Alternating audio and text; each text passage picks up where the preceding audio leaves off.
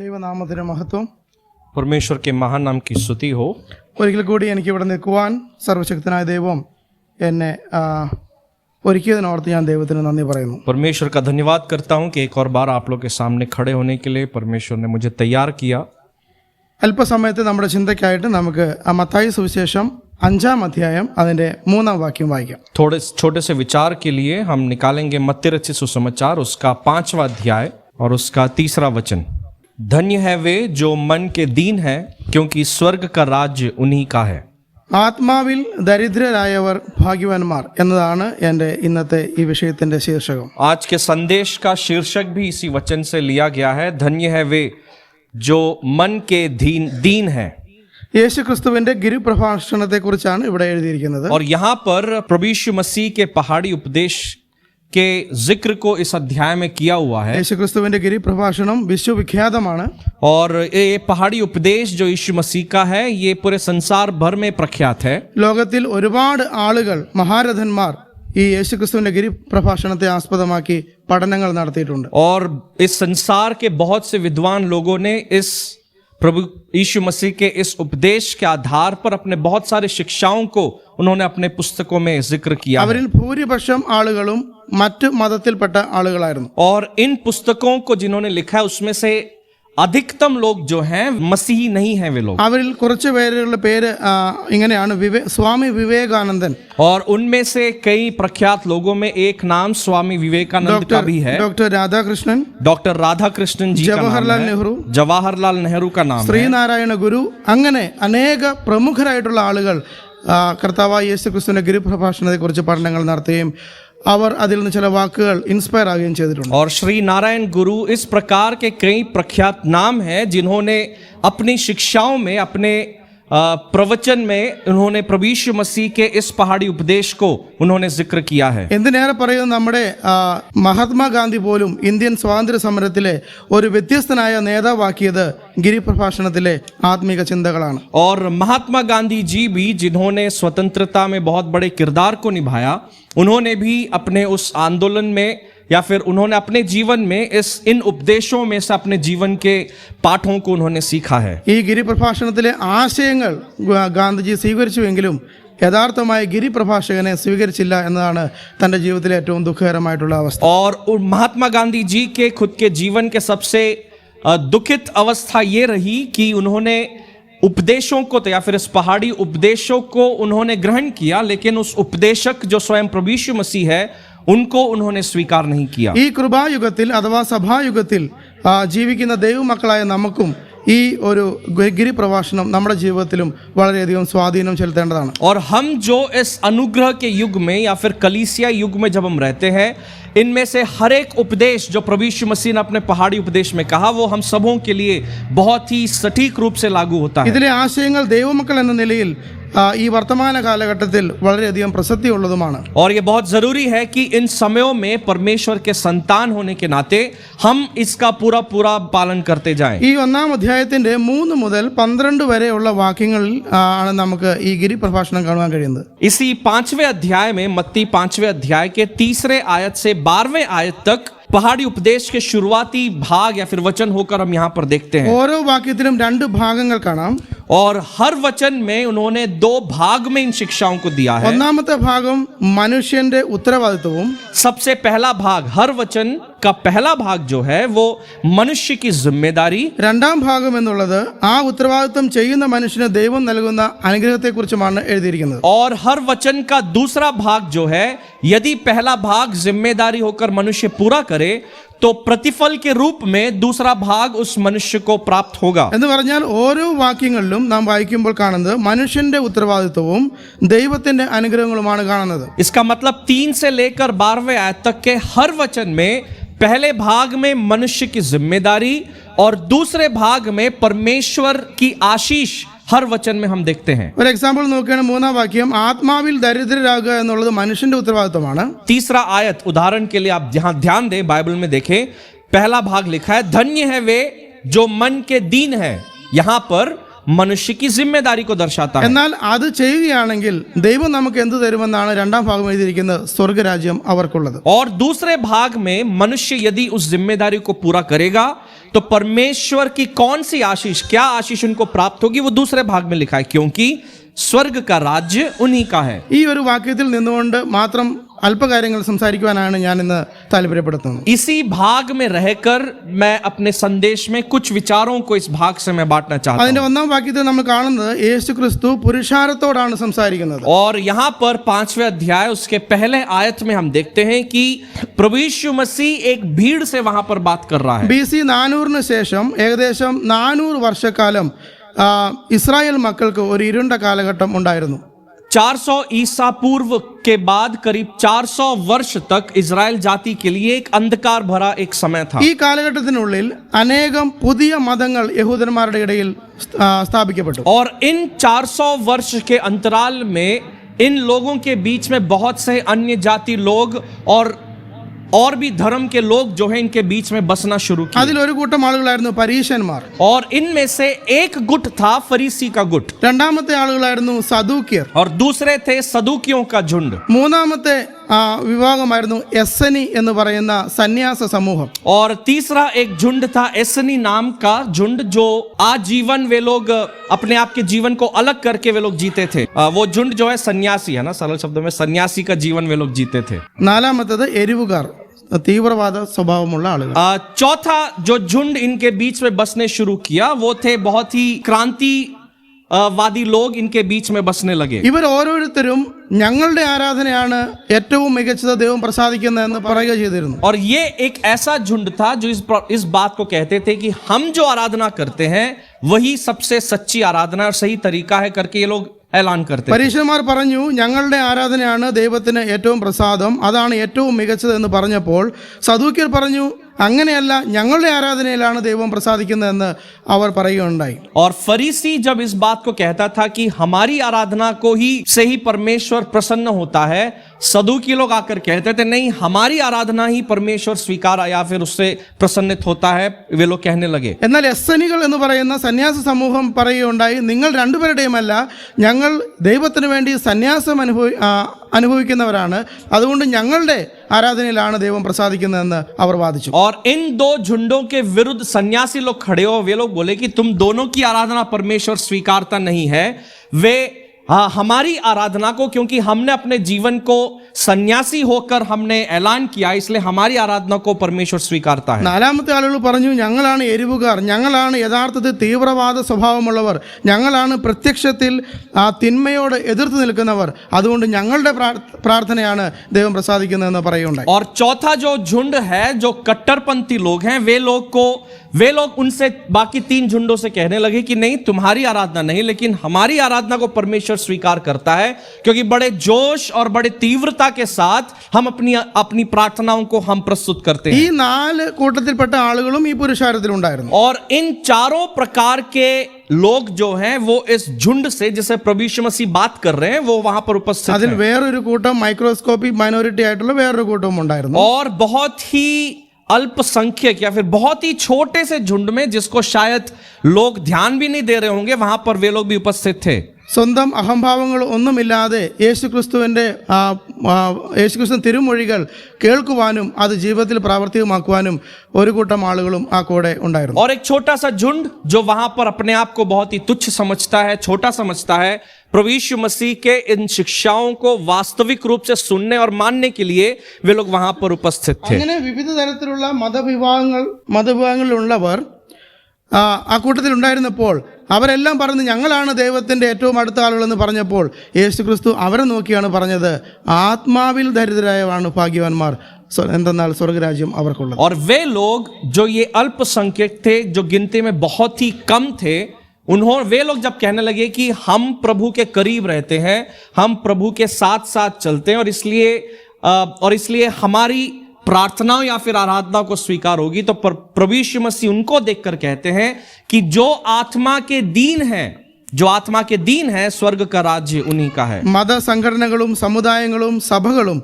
ആത്മീയതകൾക്ക് പല മാനദണ്ഡങ്ങളും ഇന്ന് വെക്കാറുണ്ട്. और आज इन प्रकार के अलग अलग झुंडों को हम देखते हैं, कलीसियाओं में और सभाओं में हम इन प्रकार के झुंडों को हम देखते हैं. ആത്മീയതയ്ക്ക് വേണ്ടി അവർ ചില മാനദണ്ഡങ്ങൾ വെക്കാറുണ്ട്. ओके, आत्मिकता के आत्मिकता को जांचने और आंकलन करने के लिए वे लोग कुछ मापदंड को वे कलीसियाएं और सभाओं में रखा जाता है। അങ്ങനെ ചെയ്യുന്നവർ ആ സമൂഹത്തിലെ അഥവാ ആ ഒരു സഭയിലെ ഏറ്റവും പ്രശസ്തരായിട്ടുള്ള ആത്മീയർ എന്നാണ് അറിയപ്പെടുന്നത്. और जो लोग इस प्रकार के कामों को करते हैं या फिर जो लोग के मापदंड के अनुसार जो लोग आत्मिकता दिखाते हैं, लोगों को लगता है कि वे लोग एक आत्मिक जीवन जी रहे हैं। എന്നാൽ ദൈവത്തിന്റെ നിലവാരത്തിൽ നിന്നുകൊണ്ട് ദൈവമാണ് ആത്മീയതയെ അളക്കുന്നത്. लेकिन परमेश्वर अपने दृष्टि में जो मापदंड रखता है, परमेश्वर लोगों की आत्मिकता को अपने आधार पर वो आंकलन അതിൽ करेगा। ദൈവം പ്രസാദിക്കുന്നവരാണ് യഥാർത്ഥത്തിൽ ആത്മീകൻ. और जो उस प्रकार परमेश्वर को आनंदित और उसको जो प्रसन्नित करेगा, परमेश्वर उनकी आत्मिकता में आनंदित होता ഒരു है। പ്രശസ്ത വേദപണ്ഡിതൻ ഇങ്ങനെ പറയുകയുണ്ടായി, ആത്മീയത അഭിനയിക്കുവാൻ വളരെ എളുപ്പമാണ്. एक प्रख्यात बाइबल शिक्षक ने इस प्रकार कहा है कि जो आत्मिकता जो है उसका ढोंग करना बहुत आसान है, എന്നാൽ ആത്മീയത യഥാർത്ഥ പ്രാവർത്തിക ജീവിതത്തിൽ കൊണ്ടുവരുവാൻ വളരെ പ്രയാസവുമാണ്. लेकिन सच्ची आत्मिकता को अपने दिनचर्या में, दैनिक जीवन में या फिर व्यवहारिक जीवन में लागू करना बहुत ही कठिन है। ആരാണ് ഇവിടെ ഉദ്ദേശിച്ചിരിക്കുന്ന ആത്മാവിൽ ദരിദ്രൻ എന്ന് വചനം പറയുന്നത്? यहां पर जो तीसरे आयत में जो हमने पढ़ा कि जो मन के दीन है, परमेश्वर किन लोगों को यहां पर संबोधित कर रहा है? ആത്മാവിൽ ദരിദ്രൻ അഥവാ ദരിദ്രൻ എന്ന് പറയുന്ന ആ വാക്ക് ഹീബ്രുവിൽ ഉപയോഗിച്ച ആ വാക്ക് ഞാൻ മറന്നുപോയി. അതിന്റെ യഥാർത്ഥ അർത്ഥം എന്നുള്ളത് ഭിക്ഷാടനം നടത്തുക എന്നുള്ളതാണ്. वहां पर तीसरा आयत में जो दीन शब्द का जो उपयोग किया हुआ है, वहां पर जो इब्री भाषा या फिर उसका मूल भाषा में उस शब्द का अर्थ है कि भीख मांगना। ദൈവത്തിന്റെ മുമ്പാകെ ഞാൻ ശൂന്യനാണെന്നും തകർന്നവനാണെന്നും ഏതുമില്ലാത്തവനാണെന്നും ദൈവമേ അങ്ങയുടെ കരുണയുടെ കരം എൻ്റെ നേരെ നീട്ടണമേ എന്ന് പറഞ്ഞ് അപേക്ഷിക്കുന്നവനാണ് യഥാർത്ഥ ആത്മാവിൽ ദരിദ്രൻ. जो परमेश्वर के सामने उसके करुणा को जो मांगता है और इस बात को कहता है कि हे प्रभु, मैं बिल्कुल शून्य हूं, मैं अपने आप में कुछ नहीं हूं, तू अपने करुणा से मुझे भर दे, अपनी करुणा को तू मुझे दिखा, इस प्रकार की मनसा को रखने वाले के लिए शब्द उपयोग किया हुआ यहां पर दीन।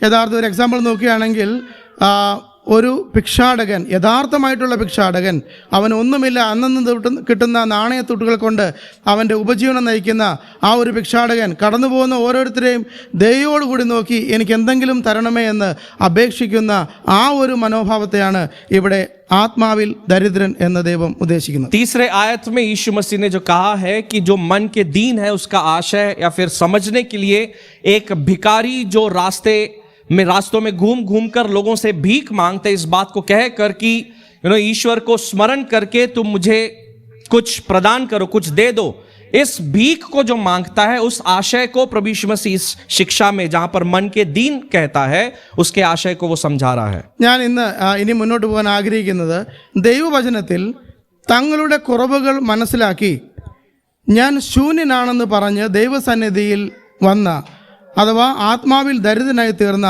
ചില പഴയ നിയമത്തിലും പുതിയ നിയമത്തിലുമുള്ള വ്യക്തികളെ പരിചയപ്പെടുവാനാണ് ഞാൻ ആഗ്രഹിക്കുന്നത്. और अब आगे मैं उन उदाहरणों को परमेश्वर के वचन से मैं लेना चाहूंगा, उन लोगों के उदाहरण जहां पर लोगों ने अपने मन के दीन अवस्था को जिन्होंने दर्शाया, जो परमेश्वर के सन्मुख जाकर अपने आप को शून्य बनाकर जो परमेश्वर से प्रार्थना और याचना को जिन्होंने किया। അതിനായിട്ട് നമുക്ക് ലൂക്കോസിന്റെ സുവിശേഷം 18-ാം അധ്യായത്തിലേക്ക് പോകാം. हम उसके लिए हम निकालेंगे बाइबल से लूका रचित सुसमाचार और उसका 18वां अध्याय। അതിന്റെ 10 മുതൽ 13 വരെയുള്ള വാക്യങ്ങൾ നാം വായിക്കുകയാണെങ്കിൽ അവിടെ നമ്മൾ രണ്ട് തരത്തിലുള്ള ആളുകളെ കാണുന്നുണ്ട്.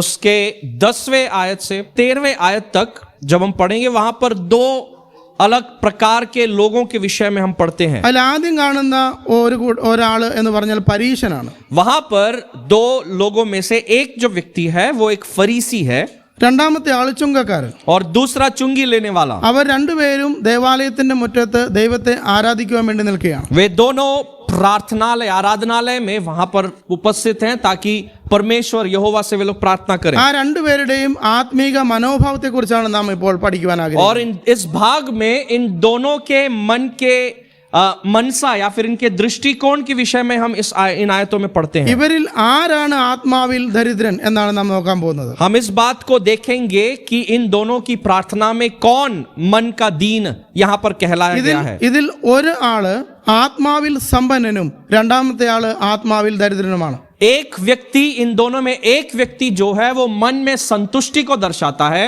और दूसरा व्यक्ति जो है अपने मन में दीनता को वो प्रकट करता है. നമുക്കറിയാം, ഒന്നാമത്തെ പരീശൻ ദൈവത്തോട് നോക്കി ഇങ്ങനെ പറയുകയാണ്, ഞാൻ പിടിച്ചുപറിക്കാരനല്ല. हम जानते हैं फरीसी जो है वहां पर प्रार्थना करने के लिए जो उपस्थित होता है वो कहता है कि मैं लोगों से कभी भी उनसे ज्यादा मैं कभी लेता नहीं हूं, ഞാൻ നീതികെട്ടവനല്ല, मैं कभी अन्याय नहीं करता, ഞാൻ വ്യഭിചാരിയല്ല, मैं व्यभिचारी नहीं हूं. ഈ നിൽക്കുന്ന ചുങ്കക്കാരനെ പോലെയുമല്ല ഞാൻ. और उतना ही नहीं, यहां पर जो मेरे साथ जो चुंगी लेने वाला खड़ा है उसके समान भी मैं नहीं हूं. പുറജാതിക്കാരനുമല്ല ഞാൻ. मैं कोई अन्य जाति भी नहीं हूं. യഹൂദന്മാരുടെ പ്രാർത്ഥനയിൽ ഇവിടെ പറഞ്ഞിട്ടില്ലാത്ത രണ്ട് കാര്യങ്ങളൂടെ അവർ പറയാറുണ്ട്. ഞാൻ ഒരു സ്ത്രീ അല്ല.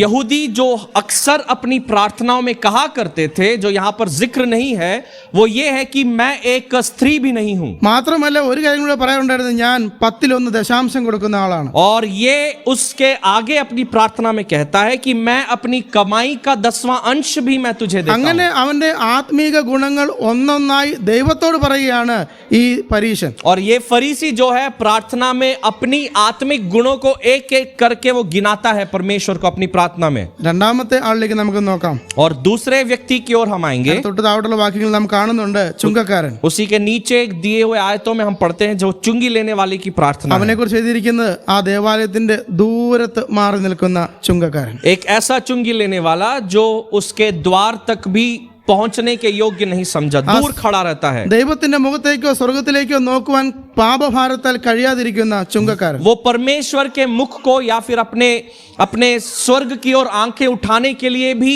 एक पापी दशा में वो वहां पर उपस्थित है, चुंगी लेने वाला. ദശാംശം കൊടുക്കാതെ പാതാരം കൊടുക്കുന്ന ആൾ. പാതാരം എന്ന് പറഞ്ഞാൽ എന്തെങ്കിലും ലാഭം കിട്ടിയാൽ അതിലൊരു പങ്ക് കൊടുക്കുന്നതിനാണ് പാതാരം എന്ന് പറയുന്നത്. जो अपनी कमाई का 10वां अंश नहीं देता है मगर अपने लाभ का एक अंश परमेश्वर के लिए देता है. പിന്നെ അവൻ പറയുകയാണ്, ഞാൻ പാപിയായ മനുഷ്യനാണ്. और वो फिर प्रार्थना में कहता है कि मैं एक पापी मनुष्य हूं. തലകുനിച്ച് ദൈവസന്നിധിയിൽ നിന്നുകൊണ്ട് പറയാണ്, ദൈവമേ കരുണ തോന്നണമേ എന്ന് യഥാർത്ഥത്തിൽ ഒരു ഭിക്ഷാടകനെ പോലെ ഒരു ഭിക്ഷ യാചിക്കുന്നവനെ പോലെ ദൈവത്തോട് യാചിച്ച് പറയുകയാണ്.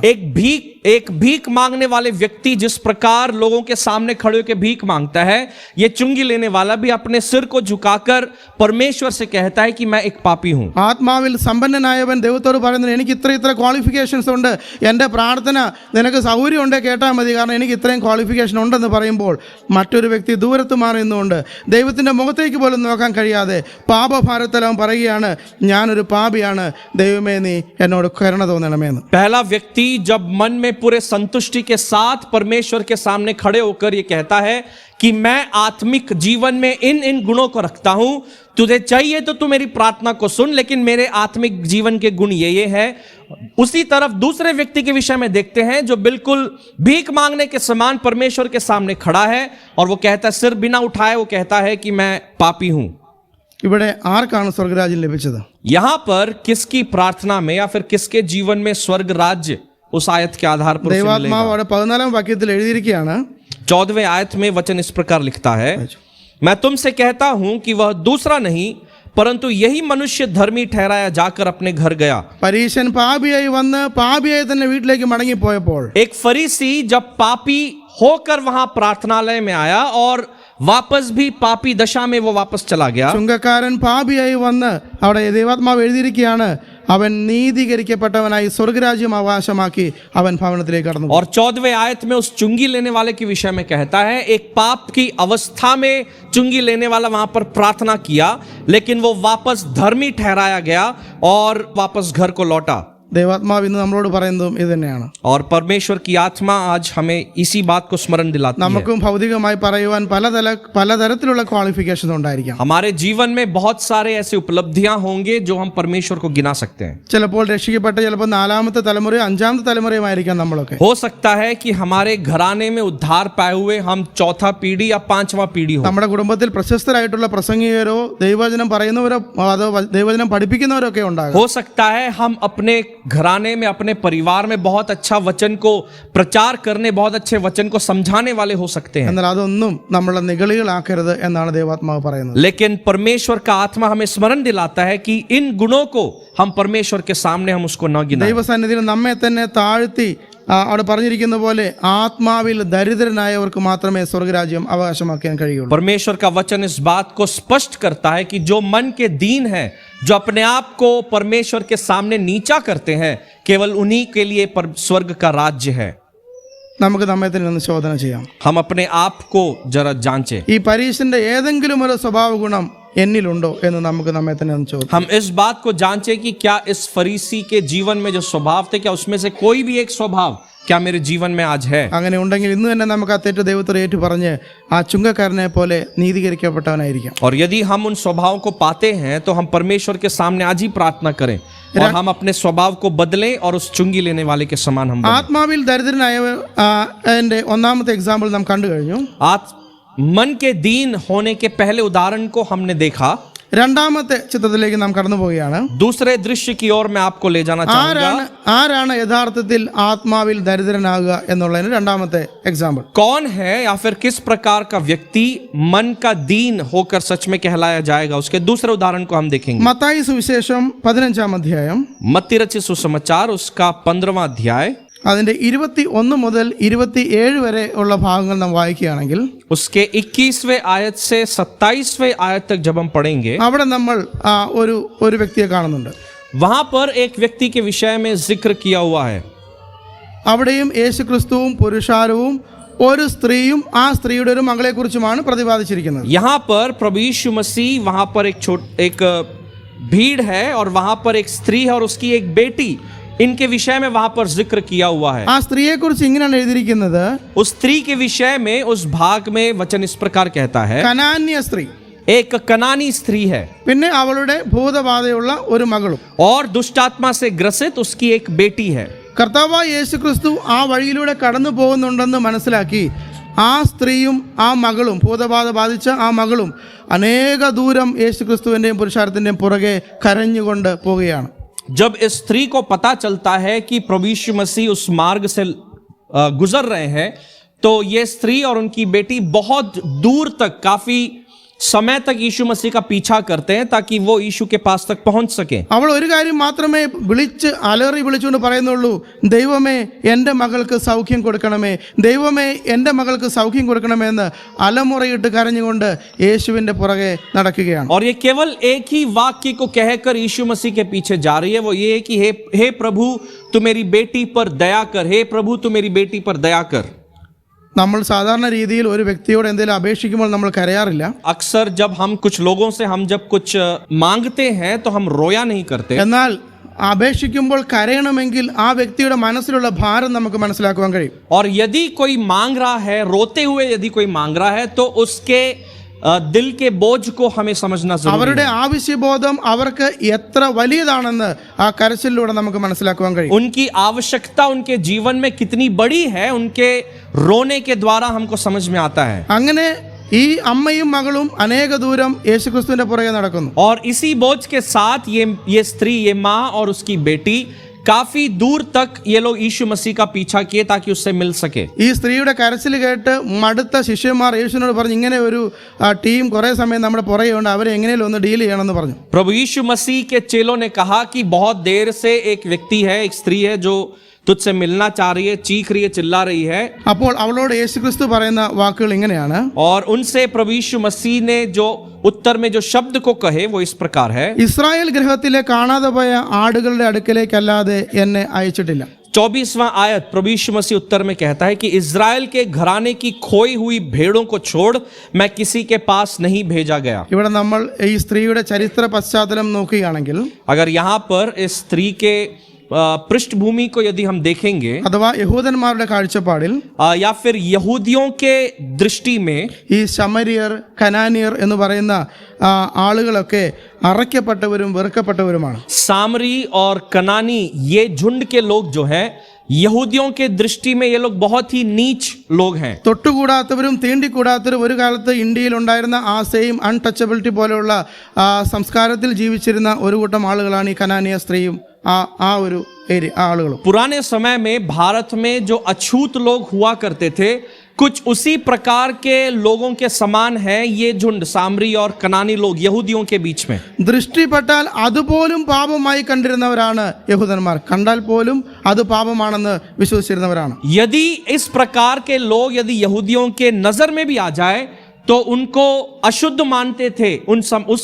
उस समय यहूदी लोग उस प्रकार के अवस्था को यहाँ पर समझा रहा है। അതുകൊണ്ടാണ് ഇങ്ങനെ ഒരു സ്ത്രീ പുറകെ വന്നപ്പോൾ ശിഷ്യന്മാർക്ക് ഒട്ടും ഇഷ്ടപ്പെടാതെ യേശുവിനെ പറഞ്ഞു എങ്ങനെയും ഒന്ന് ഡീൽ ചെയ്ത് ഇവരെ എത്രയും പെട്ടെന്ന് പറഞ്ഞു വിടാൻ. और इसलिए ये स्त्री बार बार जब यीशु के पीछे चिल्ला कर आ रही थी तो चेलों ने कहा कि यीशु जल्दी से इनसे बर्ताव कर और इनको रिहा कर दे। അപ്പോഴാണ് യേശുക്രിസ്തു പറയുന്നത് ഞാൻ നിങ്ങളെപ്പോലുള്ളവർക്ക് വേണ്ടി വന്നതല്ല, ഞാൻ യഹൂദന്മാർക്ക് വേണ്ടി വന്നവരാണ്. और उसी उत्तर में यीशु मसीह कह रहे हैं कि मैं तुम्हारे जैसे लोगों के लिए मैं नहीं आया हूं, मैं यहूदियों के लिए मैं भेजा गया हूं। ശിഷ്യന്മാർക്കും പുരുഷാരത്തിലുണ്ടായിരുന്ന എല്ലാവർക്കും വലിയ സന്തോഷമായി. और प्रभु यीशु मसीह के चेलों को और जो भीड़ में उपस्थित थे उन लोगों को ये जवाब सुनकर बहुत अच्छा लगा। കാരണം പാപിനിയായ അൺടച്ചബിൾ ആയിട്ടുള്ള ഒരു സ്ത്രീ വന്നപ്പോൾ യേശുക്രിസ്തു പറയുന്നു ഞാൻ നിനക്ക് സൗഖ്യം തരത്തില്ലെന്ന് പറഞ്ഞപ്പോൾ അവർക്ക് സന്തോഷമായി. यीशु मसीह ने जब स्त्री को, जो समाज में अछूत है या फिर नजर में भी नहीं आने चाहिए, नीचे लोग हैं, इनको जब यीशु मसीह ने कहा कि मैं तुम्हारे लिए नहीं भेजा गया हूं तो इन लोगों को बहुत अच्छा लगा। ഒരു പക്ഷേ സ്ത്രീയോട് പുറകിലുള്ള ആരെങ്കിലും പറഞ്ഞാണ് ഞാൻ അന്നേരം പറഞ്ഞതല്ലേ ഇങ്ങനെയുള്ള വൃത്തിയുടെ സ്ത്രീയുടെ കൂടെ വരരുതെന്ന്. ഇപ്പൊ മനസ്സിലായി ഇപ്പൊ എങ്ങനെ ഉണ്ടെന്ന് ചോദിച്ചാണ്ടാവും. शायद हो सकता है वो स्त्री जब चिल्लाकर यीशु के पीछे जा रही थी, इस जवाब को सुनने के बाद शायद स्त्री से कोई पीछे से कहा मैं तुझसे पहले ही बोला ना,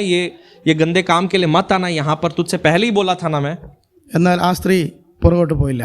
लेकिन फिर भी उस स्त्री इन सब बातों को, इस परिस्थितियों को सामना करने के बावजूद वो पीछे नहीं हटी। ഞാൻ നിനക്ക് വേണ്ടി വന്നവനല്ല എന്ന് പറഞ്ഞിട്ടും ആ സ്ത്രീ പുറംതിരിഞ്ഞു പോകാൻ തയ്യാറായില്ല. जब यीशु ने इस बात को कह दिया था उत्तर में कि मैं सिर्फ यहूदियों के लिए भेजा गया हूं, तुम्हारे लिए नहीं, फिर भी वो स्त्री अपने प्रार्थना में पीछे नहीं हटी। പിന്നെ നമ്മൾ കാണുന്ന 25-ാം വാക്യത്തിൽ നമ്മൾ ഇങ്ങനെ കാണുന്നുണ്ട്, ആ സ്ത്രീ യേശുവിന്റെ അടുക്കൽ വന്ന് പാതാരബന്ധങ്ങളിൽ വീഴുകയാണ്. और 25वें आयत में हम देखते हैं कि वो स्त्री आती है यीशु मसीह के पास और वहां पर उसको प्रणाम करके वो उससे बात करने लगती है। അവൾ വീണ്ടും ഒരു ഭിക്ഷാടകനെ പോലെ ആ യേശുവിനെ അപേക്ഷിക്കുകയാണ്, എൻ്റെ മകൾക്ക് സൗഖ്യം കൊടുക്കണം, ഞാൻ ഇന്ന് നിന്റെ കാൽപാദത്തിൽ വീണിരിക്കുകയാണ്. वो फिर से एक भीख मांगने वाले व्यक्ति के समान वो यीशु के सामने गिरती है, प्रणाम करती है और वो कहती है कि मुझे तेरी जरूरत है। അപ്പൊ ശിഷ്യന്മാരെല്ലാരും പറഞ്ഞു ഇപ്പൊ ഇവർക്ക് നല്ലൊരു ഡോസ് കിട്ടും.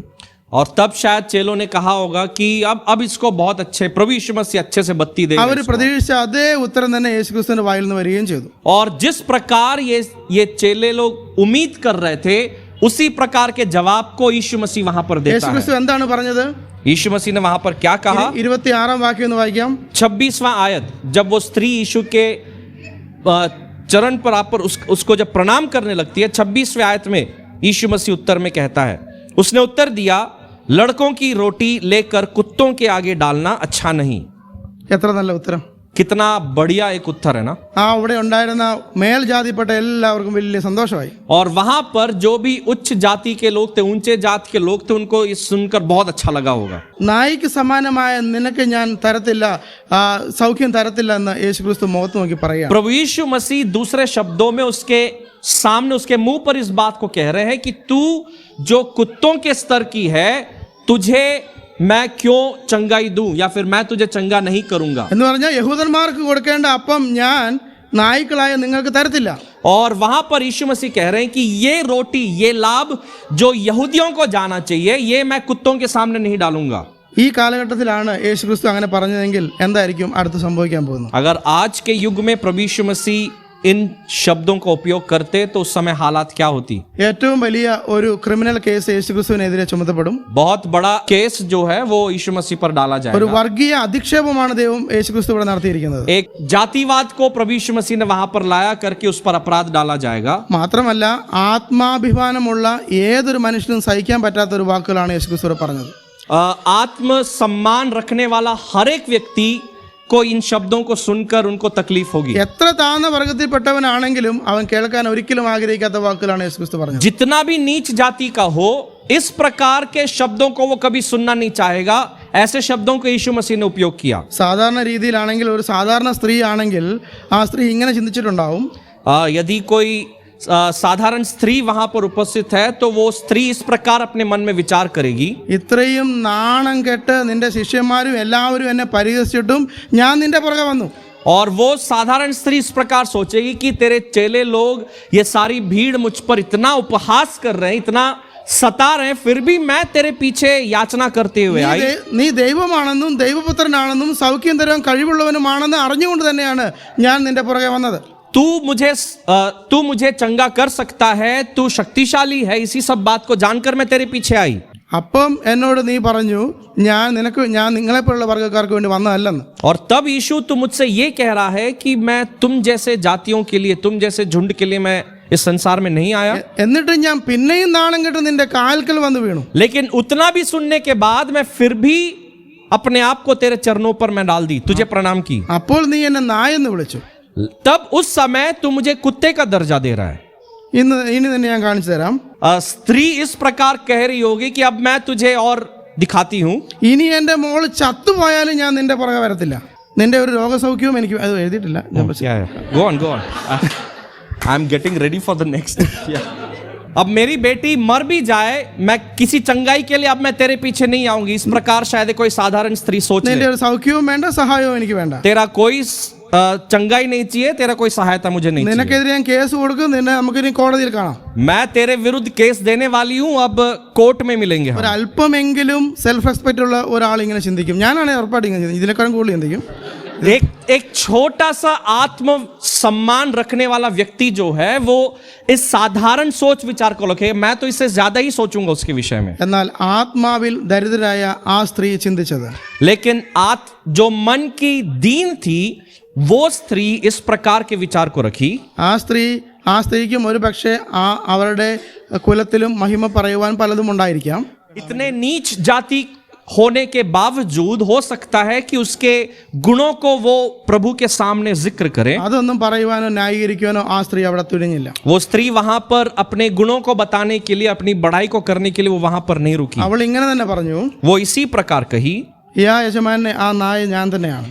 हे प्रभु, सही बात है गुरु, यदि तू कह रहा है कि कुत्तों के सामने रोटी नहीं डालना है तो उसी अवस्था में, उसी कुत्ते की अवस्था में हूं मैं। തന്നെ എഴുതിയേക്കുന്നത്.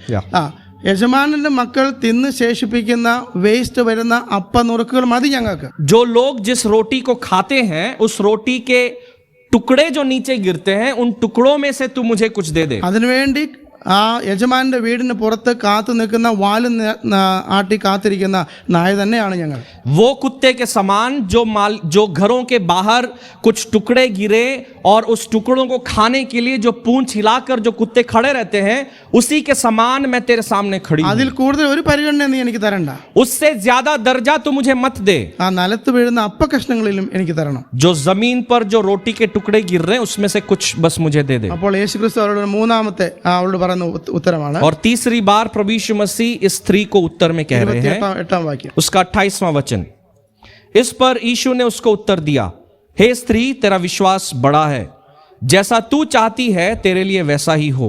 और उसकी बेटी उसी घड़ी से चंगी हो गई। നമ്മൾ കണ്ട ആ ചുങ്കക്കാരനെ പോലെ ഒട്ടും അഹംഭാവമില്ലാതിരുന്ന, പാപഭാരത്താൽ ദൈവത്തിന്റെ മുഖത്തേക്ക് പോലും നോക്കാൻ കഴിയാതിരുന്ന ആ ഒരു ചുങ്കക്കാരനെ പോലെ ഇവിടെ ഒരു സ്ത്രീ നിൽക്കുകയാണ്. यहाँ पर इस स्त्री के अवस्था को हम देखते हैं, जो हमने पहले उदाहरण में जो चुंगी लेने वाले की अवस्था को हमने देखा था, जो पाप के बोझ के साथ, जो पापी अवस्था में पाप को मानते हुए जो परमेश्वर के सामने उपस्थित हुई। അവൻ നീതിമാനായി വീട്ടിലേക്ക് മടങ്ങിപ്പോയെങ്കിൽ ഇവിടെ സൗഖ്യം വന്നവളായി ആ കുടുംബം വീട്ടിലേക്ക് പോവുകയാണ്. और यदि वो चुंगी लेने वाला वापस धर्मी ठहर कर वो वापस घर जाता है, यहाँ पर इस स्त्री की बेटी जो है पूर्ण चंगाई को प्राप्त करके वे लोग लौटते അവൾ हैं। മനസ്സിൽ എന്തെങ്കിലും ഒരു ദോഷം ചിന്തിച്ചിരുന്നെങ്കിൽ ഹൃദയത്തെ അറിയുന്ന ദൈവം ഒരു പക്ഷേ അവളെ അവിടുന്ന് ആട്ടിപ്പായിച്ചേനെ. यदि मन में छोटा सा भी कुछ गलत विचार को यदि वो स्त्री रखती तो शायद इस चंगाई को वो कभी नहीं देख पाती। എന്നാൽ അവൾ 100%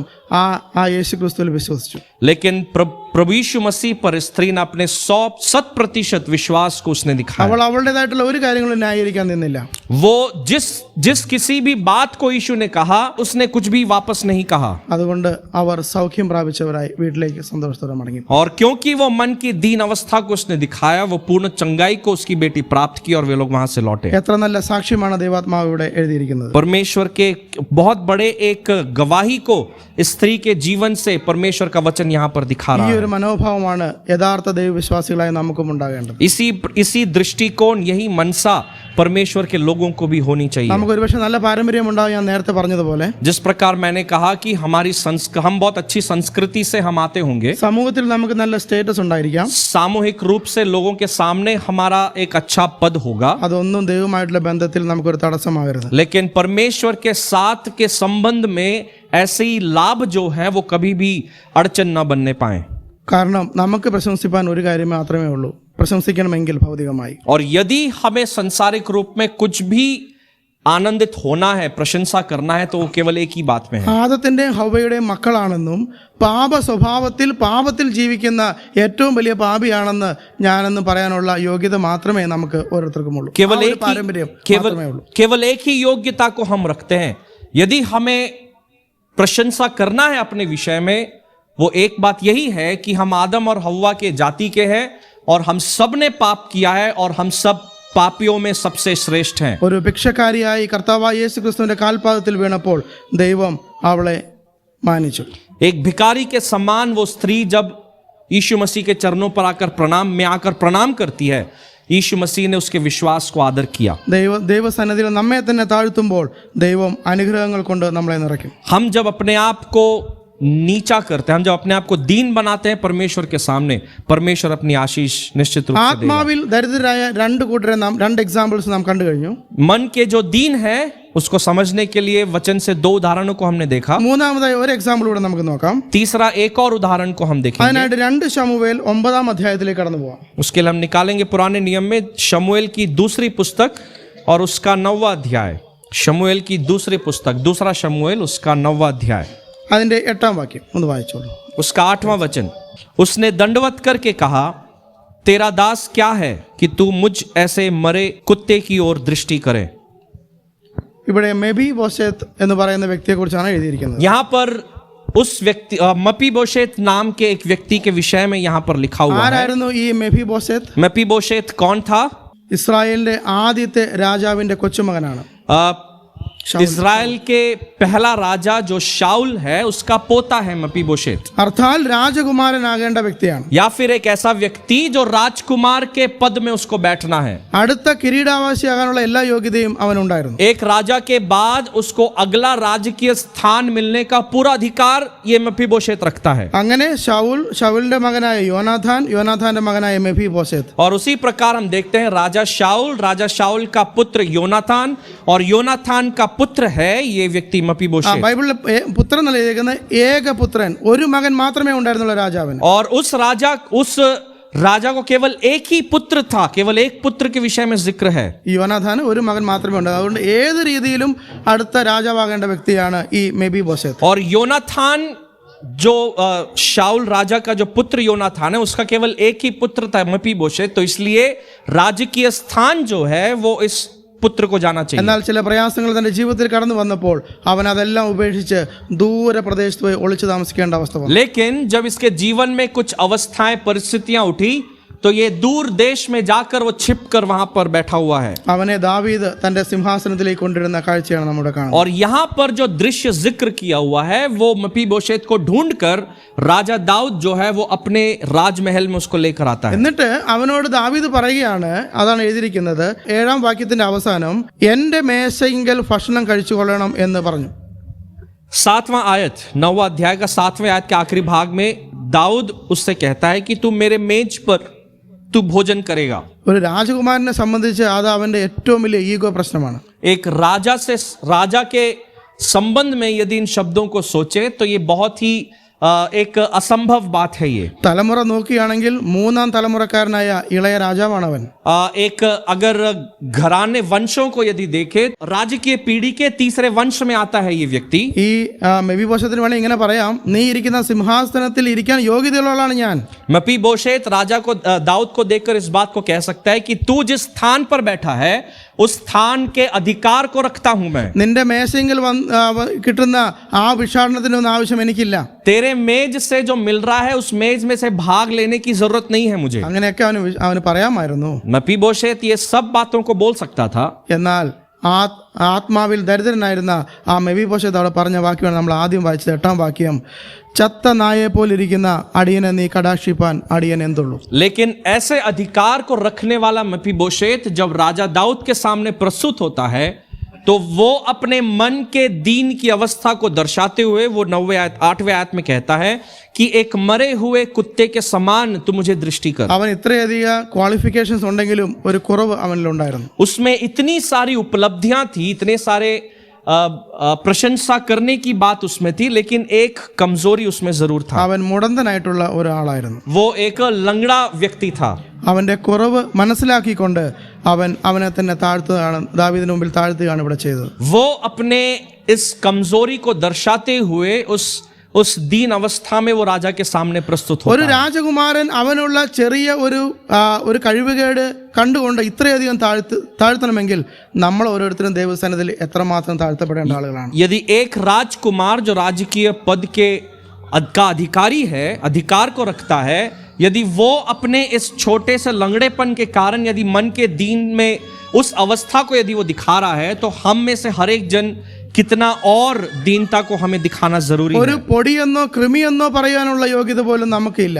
एक कीड़े के समान या फिर केवल धूल के समान भी अपने आप को कहने के हम योग्य नहीं हैं. അത്രത്തോളം ഇല്ലാതിരുന്ന അവസ്ഥയിൽ നിന്നുമാണ് ദൈവം നമ്മളെ രാജകീയ പുരോഹിത വർഗമാക്കി തീർത്തത്. एक ऐसे अवस्था से परमेश्वर ने हमें उठाकर हमें राजकीय पद को परमेश्वर ने हमें दिया है. സ്വന്തം ജനം എന്ന പദവി കൂടി നമുക്ക് ദൈവം തന്നിരിക്കുകയാണ്. परमेश्वर कहता है कि तुम मेरे जन हो, मेरे लोग हो.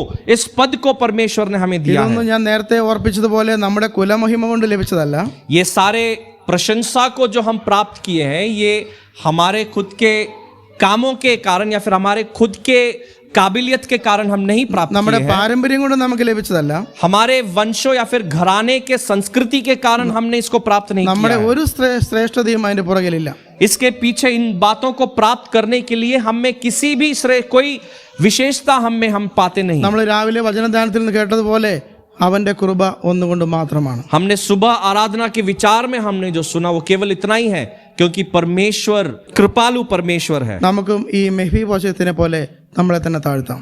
इस मपीबोशेत के समान हम अपने आप को भी हम दीन करने पाए. അപ്പോൾ അവൻ എന്ത് ലഭിച്ചു എന്നും താഴോട്ട് എഴുതിയിട്ടുണ്ട്. और उसके नीचे के आयतों को जब आप पढ़ेंगे तो उसको क्या प्राप्त हुआ उसके बाद हम देख सकते हैं. ദാവീദ് അവനെ മറ്റു രാജകുമാരന്മാരുടെ കൂടെ അവനും ഒരു പാർപ്പിടം കൊടുക്കുകയാണ്. राजा दाऊद जो है उसके राजकीय स्थान में एक स्थान जो है वो मपीबोशेत को भी वो देता है. മാത്രമല്ല ശൗലിന് എന്തൊക്കെ അവകാശമായിരുന്നോ അതെല്ലാം ഇവന് दावीद കൊടുത്തു. और उतना ही नहीं, राजा शाऊल को जो कुछ भी उसको जो प्रावधान थे, उसको जो लाभ था, वो सारा लाभ इस मपीबोशेत को देने के लिए അവനൊരു മുടന്ത് ഉണ്ടായിരുന്നുകൊണ്ട് തന്നെ അവനെ പരിചരിക്കുവാൻ ഒരു കാര്യവിചാരകനെയും ദാവീദ് ആക്കി കൊടുത്തു. दाऊद उसके लंगड़ेपन के कारण उसका देखरेख करने के लिए भी दाऊद राजा ने इसके लिए प्रावधान करके दिया.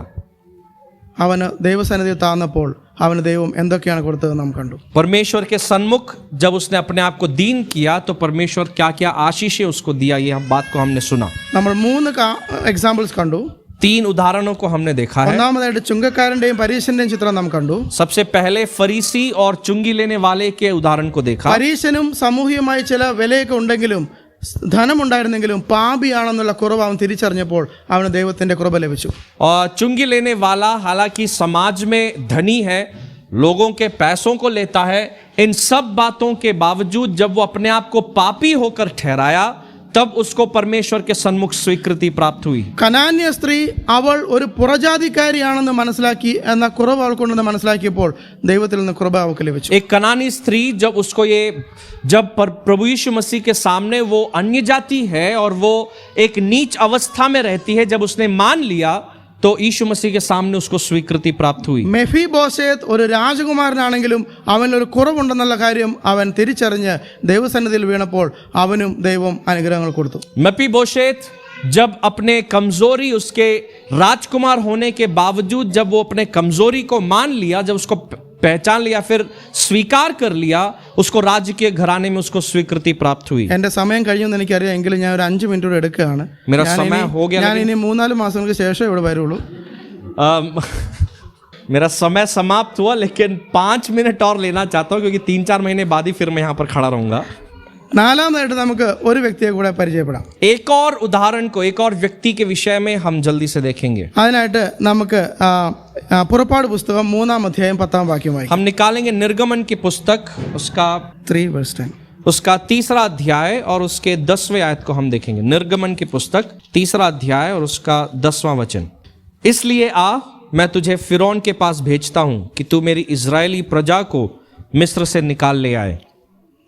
മോശയെ ദൈവം വിളിക്കുന്ന ഒരു വിളിയാണ് അവിടെ കാണുന്നത്. यहाँ पर जो दृश्य है वो परमेश्वर मूसा को बुला रहा है. എന്നാൽ എപ്പോഴാണ് മോശയെ ദൈവം വിളിക്കുന്നതിന്റെ ചരിത്രം നമുക്കൊന്ന് നോക്കാം. लेकिन यहाँ पर यदि पृष्ठभूमि को देखें कि किस अवस्था में या फिर कब परमेश्वर ने मूसा को बुलाया इस काम को करने के लिए, തന്റെ ജീവിതത്തിൽ 3 ഘട്ടങ്ങൾ ഉണ്ടായിരുന്നു. 3 भाग में हम उसके जीवन को समझ सकते हैं. ആദ്യത്തെ 40 വർഷം കൊട്ടാരത്തിൽ, सबसे पहला 40 साल जो है वो राजमहल में जिया. രണ്ടാമത്തെ 40 വർഷം മരുഭൂമിയിൽ ആടുകളോടുകൂടെ, अगला जो 40 वर्ष है, दूसरा भाग 40 वर्ष जो है वो भेड़ बकरियों को चराने में एक चरवाहे के रूप में वो बिताया. മൂന്നാമത്തെ 40 വർഷം ഒരു ലോക ചരിത്രത്തിന്റെ ഐതിഹാസികമായ പോരാട്ട ചരിത്രത്തിൽ പങ്കാളിയായി ഇസ്രായേൽ മക്കളെ വഹിച്ചുകൊണ്ടുള്ള 40 വർഷം. और उसके बाद का जो 40 वर्ष है वो ऐतिहासिक एक घटना जहां पर मिस्र देश से इजराइल जाति को छुड़ा ले आने में जो अगुवाई करता है, उस 40 वर्ष के भाग को हम देखते हैं. ഇവനും ഭൗതികമായി പറയുവാൻ അനേകം ഗുണങ്ങൾ, പൗലോസിനെ പോലെ ഗുണങ്ങളുള്ള വ്യക്തിയായിരുന്നു മോശെ.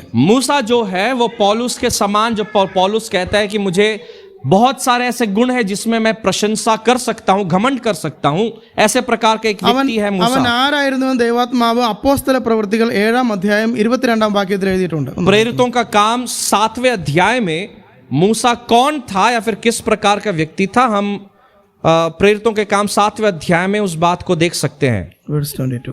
प्रेरितों का काम 7वां अध्याय और उसका 22वां वचन. मूसा को मिस्रियों की सारी विद्या पढ़ाई गई और वह वचन और कर्म दोनों में सामर्थी था.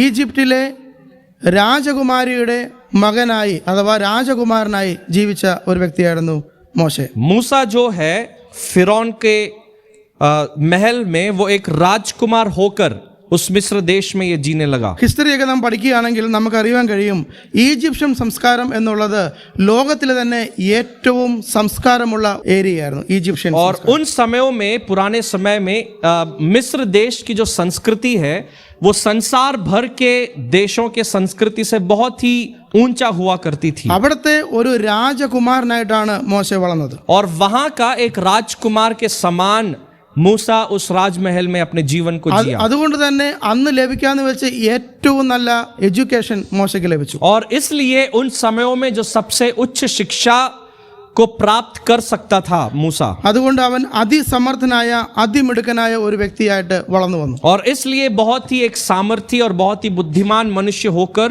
वो उस समय पला बढ़ा. ഒരിക്കൽ അവൻ ഇങ്ങനെ വിചാരിച്ചു, एक बार वो इस प्रकार सोचा, 40 വർഷമായി ഞാൻ ഈ പാലസിൽ ജീവിക്കുന്നു, 40 साल हो गए मुझे ये राजमहल में जिए, എനിക്ക് ഏറ്റവും നല്ല എഡ്യൂക്കേഷൻ ലഭിച്ചു, सबसे अच्छी शिक्षा मुझे प्राप्त हुई എനിക്ക് है, നല്ല ജ്ഞാനമുണ്ട്, अच्छा ज्ञान है मुझ में, പ്രായോഗിക ജ്ഞാനവുമുണ്ട്. एक व्यवहारिक ज्ञान भी मुझ में है. ഇനി ഞാൻ എൻ്റെ ജനങ്ങൾക്ക് വേണ്ടി, എൻ്റെ ജനത്തിന് വേണ്ടി കുറച്ചൊക്കെ ചെയ്യാൻ പോവുകയാണ്. अब मैं अपने लोगों के लिए, अपनी जाति के लिए मैं कुछ करने जा रहा അവൻ हूं. ദൈവത്തിലൊന്നും ആശ്രയിച്ചില്ല, അവൻ്റെ സ്വന്തം കഴിവിൽ ആശ്രയിച്ചുകൊണ്ട് അവൻ ദൈവജനത്തെ സേവിക്കുവാൻ വേണ്ടി ഇറങ്ങി. वो परमेश्वर पर भरोसा नहीं रखा, वो अपनी काबिलियत पर भरोसा रख के वो बाहर निकला. ഇറങ്ങിയപ്പോഴാണ് ഒരു സംഭവം അവിടെ നടക്കുന്നത് അവൻ കാണുന്നത്. और जब ये सोचकर बाहर निकला तभी एक घटना को वो अपने आंखों के सामने देखता है. രണ്ടുപേർ തമ്മിൽ ചെറിയൊരു സംഘടന നടക്കുന്നു. 2 लोगों के बीच में एक छोटी सी लड़ाई.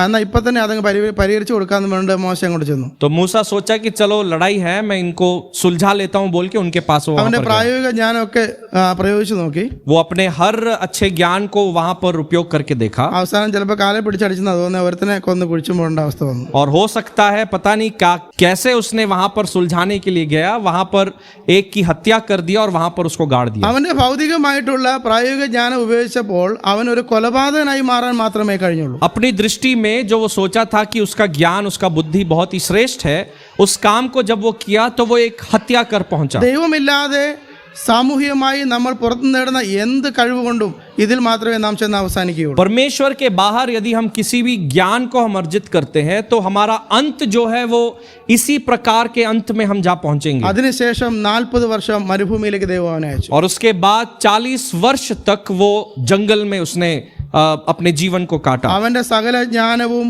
അവനുള്ള അറിവും ഒന്നും ആടുകളുടെ ഇടയ്ക്ക് പ്രവർത്തിക്കാൻ കഴിഞ്ഞില്ല. 40 साल का जो ज्ञान उसने राजमहल में उसने अर्जित किया था, उन सब ज्ञान को वो अपने भेड़ों के साथ वो बांट नहीं पाया।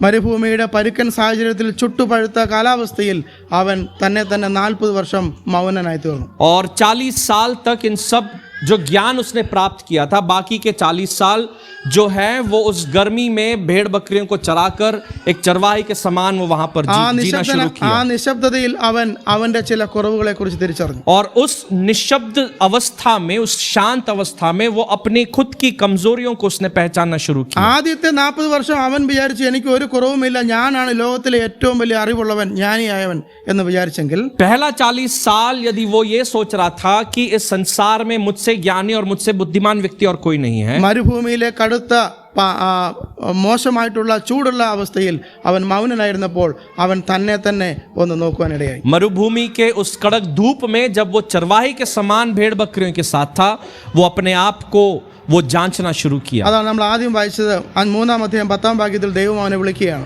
और इसलिए वहीं पर उसी अवस्था में उस निर्गमन के पुस्तक 3 उसके 10वें आयत में परमेश्वर उसको उस अवस्था से बुला रहा है। പഴയ ആ മോശയായിരുന്നു പറഞ്ഞു okay I am ready because എനിക്ക് ഒത്തിരി പ്രായോഗിക അറിവുകളും ലോകത്തിലെ ഏറ്റവും വലിയ സംസ്കാരത്തിൽ വളർന്നവനുമാണ് ഞാൻ, എനിക്കത് ചെയ്യാൻ പറ്റുമെന്ന് പറഞ്ഞ് ചാടി ഓടേണ്ട മോശ ഇവിടെ പറയുന്ന ഉത്തരം വളരെ ശ്രദ്ധേയമാണ്. यहां पर उस मूसा को नहीं देखते हैं जो पहली बार उसने कहा था कि हाँ मैं बड़े आसानी से इन समस्या को मैं सुलझा लूंगा क्योंकि मुझे बहुत अच्छा शिक्षा मिली है, मैं बहुत ज्ञानी हूं। ऐसे एक मूसा को हम यहाँ पर नहीं देखते हैं। എന്നാൽ ഇവിടെ അവൻ പറയുകയാണ് തന്റെ കുറവുകളെ ഓരോന്നോരോന്നായി ദൈവത്തോട് ഏറ്റുപറയുകയാണ് മോശ. लेकिन यहाँ पर इन आयतों में हम देखते हैं कि वो अपनी एक एक कमजोरियों को वो परमेश्वर के सामने वो जिक्र कर रहा है। അവൻ ദൈവസന്നിധിയിൽ ഒരു ഭിക്ഷാന്തേഹിയായി ഒരു ഭിക്ഷക്കാരനെ പോലെ അപേക്ഷിക്കുന്ന മോശയാണ് നാം ഇവിടെ കാണുന്നത്. एक ऐसे मूसा को हम यहाँ पर देखते हैं जो परमेश्वर के सामने भीख मांगने के समान वो वहां पर सामने उसकी याचना സമയം തീർന്നുകൊണ്ട് करता है। വാക്യങ്ങളിലേക്കൊന്നും ഞാൻ പോകുന്നില്ല. അവൻ ആദ്യം പറയുന്നു ഞാൻ ഒന്നുമല്ല.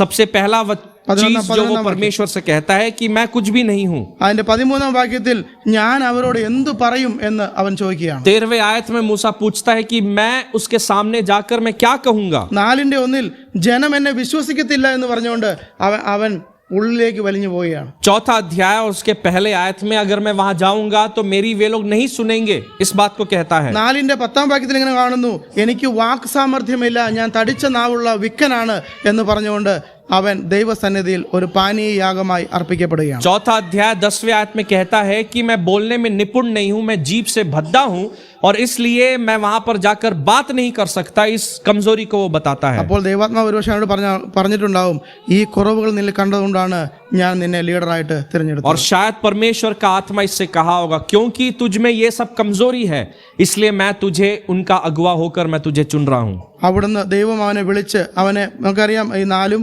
4, 5 അധ്യായങ്ങളിൽ ദൈവവുമായിട്ട് പല എക്സ്ക്യൂസുകൾ പറഞ്ഞ് ഞാൻ പുറകോട്ട് മാറാൻ നോക്കുമ്പോഴും ദൈവം അവനോട് പറയാണ് വേണ്ട, നീ തന്നെയാണ് ഏറ്റവും നല്ല ലീഡർ, നിനക്കാണ് ആ ക്വാളിറ്റി ഉള്ളത് പറഞ്ഞ് ദൈവം അവനെ सपोर्ट നമുക്ക് കാണുവാൻ കഴിയും. 3, 4 और 5वें अध्याय में मूसा बहुत सारे बहानों को, बहुत सारे कमजोरियों को बताकर कहता है कि मैं इस काम को नहीं कर सकता, लेकिन परमेश्वर कहता है कि मैं तुझी को उनका अगवा होकर मैं तुझको चुनता हूं। അവൻ ദൈവസന്നിധിയിൽ തന്നെ താഴ്ത്തിയപ്പോൾ ദൈവം അവനെ ഒരു ഉപകരണമായി ഉപയോഗിച്ചു. वो अपने आप को जब परमेश्वर के सन्मुख में दीन किया तो परमेश्वर अपने महिमा के लिए उसको उपयोग किया। ലോകം കണ്ട ഏറ്റവും വലിയ ഒരു ലീഡറായി, ഒരു നായകനായി, ഒരു രാഷ്ട്രതന്ത്രജ്ഞനായി ദൈവം അവനെ എടുത്തുപയോഗിച്ചു. परमेश्वर ने जब इसको उपयोग किया तो संसार भर में सबसे श्रेष्ठ अगुवा होकर इसको संसार ने देखना शुरू किया। ചരിത്ര പുസ്തകങ്ങളിൽ ഇൻവെർട്ടർ കോമയിൽ ഇങ്ങനെ എഴുതി അവനെക്കുറിച്ച് മോശയ്ക്ക് തുല്യനായ ഒരു ലോക നേതാവ് അവന് മുമ്പോ പിൻപോ ഉണ്ടായിട്ടില്ല.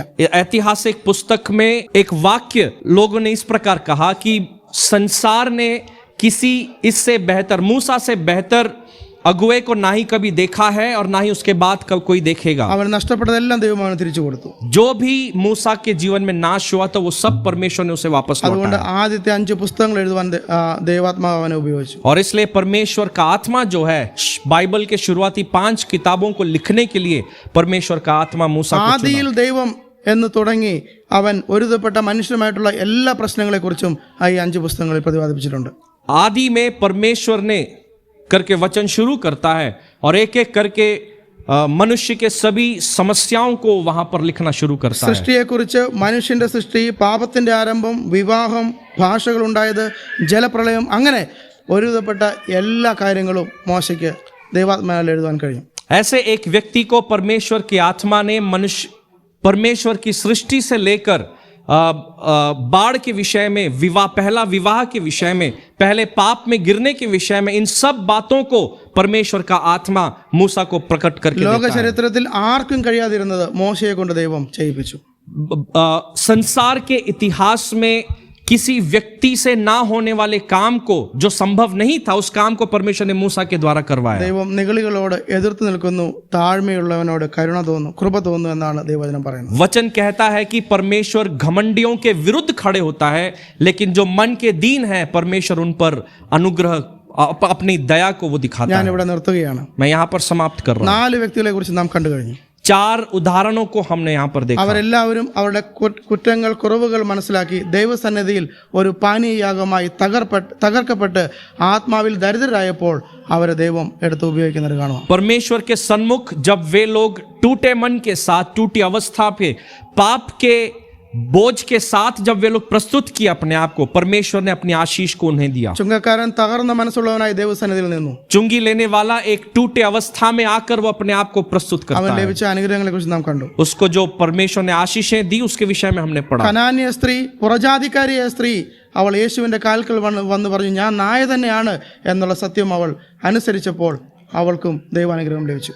एक कनानी स्त्री जो अन्य जाति है यहूदियों के बीच में, उसने जब इस बात को मान लिया कि हाँ मेरी अवस्था एक कुत्ते के समान ही है, उसी अवस्था में हूं, जब उसने इस बात को मान लिया तब उसकी बेटी को पूर्ण चंगाई प्राप्त होकर वो वापस घर लौटी। മെഫീബോശേത്ത് രാജകുമാരനാണെങ്കിലും തനിക്ക് മുടം ഉണ്ട് എന്നുള്ള ആ വലിയ സത്യം തിരിച്ചറിയുകയും അവിടെ അവൻ ആ ദാവീദിന് മുമ്പിൽ ഒരു പാനീയയാഗമായി തകർക്കപ്പെട്ടവനായി ആത്മാവിൽ ദരിദ്രനായി തീർന്നപ്പോൾ അവനെ ദൈവം ശൗലിന് കൊടുത്ത എല്ലാ അനുഗ്രഹങ്ങളും കൊടുത്ത് അനുഗ്രഹിച്ചു. मपीबोशेत जब अपने शारीरिक कमजोरी को जब उसने मान लिया, तब राजा दाऊद जो है, राजा शाऊल को मिले सारे सौभाग्यों को, उन सारे राजकीय स्थान को वो वापस मपीबोशेत को, उन प्रावधानों को वो देता है। മോശയെ ദൈവം വിളിച്ചപ്പോൾ അവന് പറയാൻ അനേക ലൗകികമായിട്ടുള്ള കാര്യങ്ങൾ ഉണ്ടായിരുന്നു, ക്വാളിഫിക്കേഷൻ ഉണ്ടായിരുന്നു. परमेश्वर ने जब मूसा को बुलाया तो संसारिक रूप से अपने विषय पर घमंड करने के लिए मूसा के पास बहुत सारी बातें थी, അതൊന്നും അവൻ പറയാൻ അവന്റെ നാവ് ഉപയോഗിച്ചില്ല. लेकिन उन किसी भी बात को बताने के लिए उसने अपने जीभ का उपयोग नहीं 40 വർഷത്തെ ഏകാന്തവാസത്തിൽ അവൻ അവന്റെ കുറവുകൾ തിരിച്ചറിഞ്ഞു. अगले 40 साल के जो जंगल का जो जब वहां पर रहना शुरू किया, उस 40 साल में वो अपने कमजोरी को उसने पहचानना शुरू किया। തന്റെ കുറവുകൾ ഒന്നൊന്നായി യേശു ക്രിസ്തുവിനോട്, ദൈവത്തോട് ഏറ്റു പറഞ്ഞപ്പോൾ ദൈവം അവനെ എടുത്ത് ഉപയോഗിച്ചു. परमेश्वर के सामने जब अपनी एक एक कमजोरी को लेकर वो जब परमेश्वर के सामने प्रस्तुत हुआ, परमेश्वर ने उसके जीवन को उपयोग किया। വലിയ വലിയ കാര്യങ്ങൾ ദൈവം അവനെ കൊണ്ട് ചെയ്യിപ്പിച്ചു. परमेश्वर ने उसके जीवन से महान कामों को करवाया। നമുക്കും നമ്മളുടെ ജീവിതത്തിലേക്ക് ഒന്ന് തിരിഞ്ഞു നോക്കാം. हम अपने खुद के जीवन को जरा जांच कर देखें। ഒരു ഭിക്ഷാടകൻ താൻ തകർന്ന് എനിക്ക് ജീവിക്കുവാൻ ഒരു വകയുമില്ല, നിങ്ങൾ എന്തെങ്കിലും തരണമേ എന്ന് ഭിക്ഷ യാചിക്കുന്നവനെ പോലെ നമുക്കും ദൈവത്തോട് നമ്മുടെ കുറവുകൾ ഏറ്റു പറഞ്ഞ് ആ ദൈവത്തോട് യാചിച്ചാൽ നമ്മളെ ഓരോരുത്തരെയും ദൈവം വലിയ വലിയ കാര്യങ്ങൾ ചെയ്യിക്കുവാനായിട്ട് എടുത്ത് ഉപയോഗിക്കും. അതിൽ യാതൊരു മാറ്റവുമില്ല. एक भिखारी के समान हम परमेश्वर के सामने हम याचना करें, हम उसके सामने गिड़गिड़ाएं, प्रार्थना करें कि मेरी मन की अवस्था, मैं एक पाप की अवस्था में हूं, इस टूटी अवस्था को यदि आप मानेंगे तो परमेश्वर आप सबों के जीवन को उपयोग करेगा। ദൈവം നമ്മളെ ഓരോരുത്തരെയും സഹായിക്കട്ടെ. परमेश्वर हम में से हर एकों की सहायता और मदद करे। परमेश्वर के सामने दीनता है ना। मैं अपने आप से सवाल पूछ रहा था, कितना दीन हूं मैं। शुरू में हमें याद दिलाया गया कि आत्मिक ढोंग आसान है, लेकिन आत्मिक बने रहना बहुत कठिन है। आत्मिक हूं करके दिखावा करना आसान है, लेकिन वास्तविक रूप से आत्मिक बने रहना कठिन है। मैं दीन हूं इस बात को जताना आसान है, लेकिन वास्तविक तौर पे दीन बने रहना बहुत कठिन है। हमें 4 उदाहरणों के द्वारा इस सच्चाई को बताने के लिए परमेश्वर के आत्मा ने मदद किया, जहां पर वचन कहता है, धन्य है वे जो मन के दीन है, धन्य है। उन 4 उदाहरणों को हमने देखा। परमेश्वर हमारी मदद और सहायता करे। उस चुंगी लेने वाले के समान उस कनानी स्त्री के समान, उस मपीबोशेत के समान और उस मूसा के समान, जो वास्तविक तौर पे दीन थे, उस भिखारी की अवस्था में मैं कुछ भी नहीं हूं, उस मनसा को बनाए रखने के लिए परमेश्वर मेरे और आपके जीवन में बहुत आयत से सहायता करे। ये सब अपने अधिकार को जता सकते थे, ये सब बोल सकते थे, ये सब बड़ी बड़ी बातें कर सकते थे, ये सब ऑफेंड हो सकते थे, ठोकर खा सकते थे, लेकिन उन्होंने अपने आप को दीन बनाए रखा। धन्य है वे जो मन के दीन हैं। परमेश्वर, हम आपको धन्यवाद देते हैं आपके वचन के लिए जो हमसे बातचीत किया। प्रभु जी, इस दीनता को हमारे जीवन में प्रभु आप चाहते हैं। उस दीनता के सबसे बड़े उदाहरण को प्रभु परमेश्वर आपने दिखाया।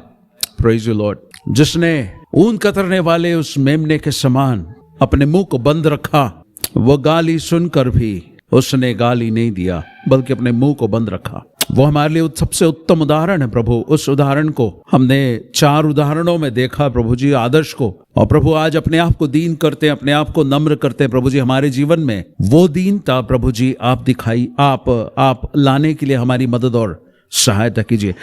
मेरे जीवन के हर उस अहंकार को दिखाइए प्रभु जी, जिसे मुझे उतार डालना है, जिसे मुझे मार डालना है। लॉर्ड, हम सबके जीवन में वो दिखाइए प्रभु जी। हम वाकई में अहंकारी है प्रभु जी, हम अपने आप को उस अवस्था से श्रेष्ठ समझते हैं जितने हम नहीं हैं। पिताजी, सहायता कर, जिस मकसद से आपने संसार में रखा है उस मकसद को आप पूरा कीजिए। धन्यवाद देते हैं कि हमारे अहंकार में भी आप हम पर दया करते हैं, हमें अपने अवस्था में हमें नहीं छोड़ा। धन्यवाद। आए हुए सबों पर आपकी आशीष हो, आपके दास जो वचन सुनाए उन पर आपकी आशीष हो प्रभु जी। हमारी आत्मिक आवश्यकताओं को आप निरंतर पूरा कर रहे, इसलिए हम आपको धन्यवाद देते हैं। सहायता कर पिता परमेश्वर कि हम निरंतर आपके अनुग्रह में बढ़ते जाएं और आपके काम आए। हम में से प्रत्येकों के जीवन में आप सहायता कीजिए। हम में से कई लोग बीमार हैं, बीमारी की अवस्था में प्रभु जी। हमारी इच्छा और प्रार्थना है प्रभु कि अपनी महिमा के लिए, अपने नाम के निमित्त चंगाई को दे प्रभु जी। जो दुखी हैं, जो आर्थिक परेशानी और तंगी में हैं, जो बेरोजगार हैं प्रभु जी, आप सुधी ले प्रभु जी। उस मन की दीनता में आप हमें लेकर जाते हैं ताकि हम टूटें और प्रभु आपके चरणों में वापस आकर आपकी इच्छा के अनुसार जीवन बिताए। धन्यवाद प्रभु जी, आपने एक और बार हमें यह मौका दिया कि हम सब मिलकर आपके उस प्रेम को स्मरण करें और आपकी आराधना करें। आदर, गौरव, महिमा सब कुछ हमारे महान उद्धारकर्ता प्रभु यीशु मसीह के मधुर और मीठे नाम से मांगते हुए अर्पित करते हैं। सुनिए और ग्रहण कीजिए स्वर्गीय पिता। आमीन।